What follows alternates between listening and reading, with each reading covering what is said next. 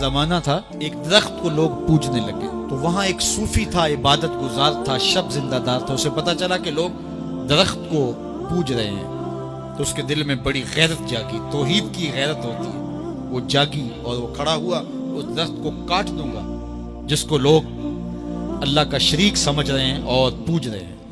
ہاتھ میں کلہاڑا پکڑا اور اس درخت کو کاٹنے کے لیے نکلا. راستے کے اندر شیطان کھڑا تھا. اس نے کہا میں تو نہیں جانے دوں گا، اور شیطان نے راستہ روکا. اس نے پٹک کے شیطان کو زمین پہ مارا اور اس کی چھاتی پہ بیٹھ گیا. شیطان بہت مکار ہے اور وہ ہر ایک کو ایک طریقے سے نہیں لوٹتا، اس کے بڑے مکر و فریب اور دجل و تلبیسات ہیں.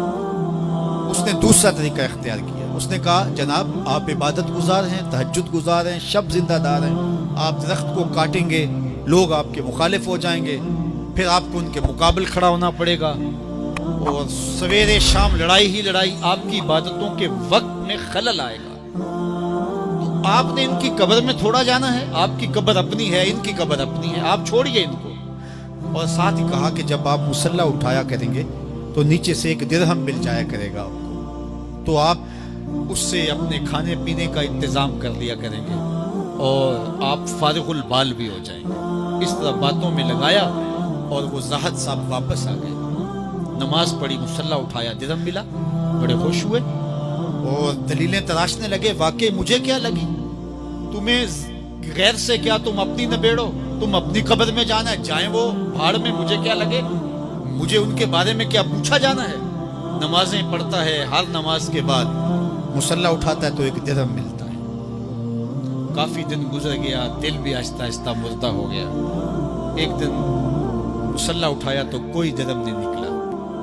پھر دوبارہ کلہاڑا اٹھایا، اٹھا، راستے میں پھر شیطان کھڑا تھا. کہا کدھر جا رہے ہو؟ کہا درخت کو کاٹنے جا رہا ہوں. شیطان نے کہا میں تو نہیں جانے دوں گا. اس کو تجربہ تھا کہ میں اس کو پٹک کے زمین پہ مارا تھا، یہ میرے سے طاقتور تو ہے ہی نہیں. اس نے پھر گریبان سے پکڑ لیا. شیطان نے پٹک کے زمین پہ مارا اور چھاتی پہ بیٹھ گیا. وہ زاہد صاحب پریشان ہو گئے، شیطان کو کہنے لگے کہ یہ کیسے ہوا، میرا تو تجربہ ماضی کا یہ تھا کہ میں طاقتور ہوں، تم کمزور ہو، لیکن اب تم نے پٹک کے مجھے زمین پہ مارا.